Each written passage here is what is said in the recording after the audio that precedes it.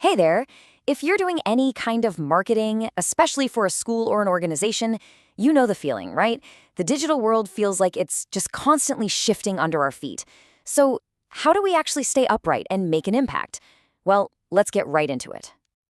Yep, you know that feeling? You open up the app one morning and something's just off. A button is in a new spot, a feature is gone, or like this time, the entire shape of your post has changed. It feels like a never-ending cycle, doesn't it? And it literally just happened again. Now, this latest change, on the surface, feels like a good thing. More room for our message. Who wouldn't want that? But what if this new space isn't really a gift? What if it's actually a trap? Let's talk about that. So, here are the nuts and bolts of it. Our posts can now be taller. They've stretched from the old 1350 pixels up to a new height of 1440. It's not a huge change, but it gives us a little more vertical real estate on that phone screen. And what's the very first thought that jumps into basically all of our heads? It's this one right here. Awesome, more space. I can add another line of text, squeeze in our logo, maybe another photo. The temptation to just fill that new space up with more stuff is immediate. But here's the thing.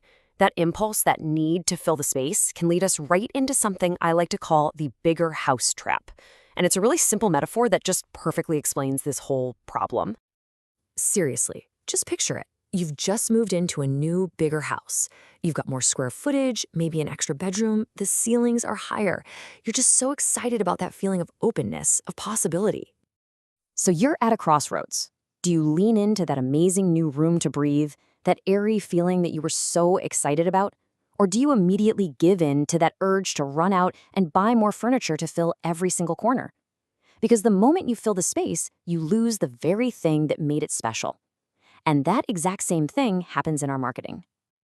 This whole bigger house idea ties directly into one of the most common questions I get from schools and organizations.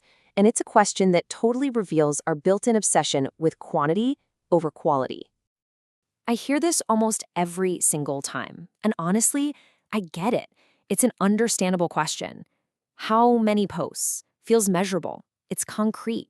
It gives you a number you can check off a to-do list, which makes you feel like you're getting things done. But we have to ask ourselves, does that number actually create an impact? Does churning out, say, 5 posts a week, guarantee that you're actually connecting with families? Does it mean your message is really getting through? This is the question that can change your whole approach. And this really brings us to the core choice we have to make every single day on these incredibly noisy platforms. It's a constant battle between just adding more clutter or choosing clarity. Let's just break it down into a few simple truths. First, more posts do not equal more impact. Shouting more often doesn't make people lean in and listen. Second, just because you have a bigger post doesn't mean you need to cram it with more words. And maybe the most important one, our job is not to chase perfection on a platform that's always in motion. And here's a thought that should feel, kind of liberating. Even Instagram itself is still experimenting. They've got billions of users and they're still figuring it out, constantly changing the format. So if they haven't perfected it, that should completely free us from the pressure of getting it perfectly right. So if our job isn't perfection, then what is it? I think it's this. It's to show up, to tell your story with absolute, undeniable clarity.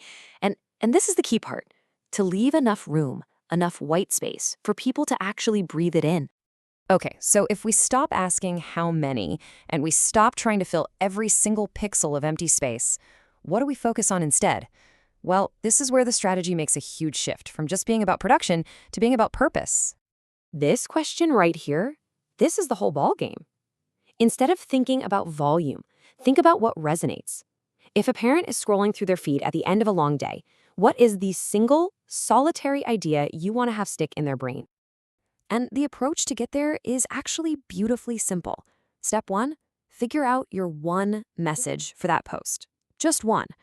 Step 2, give that message the space it deserves. Don't crowd it with other stuff.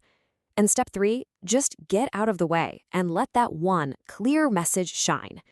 So let's wrap this up with this one big idea. The next time Instagram or any platform gives you more space, please don't see it as an empty box you need to fill. See it as a A stage where your most important message gets to stand all by itself, in the spotlight, and really truly make an impact. So, what's the one thing you're going to let shine this week?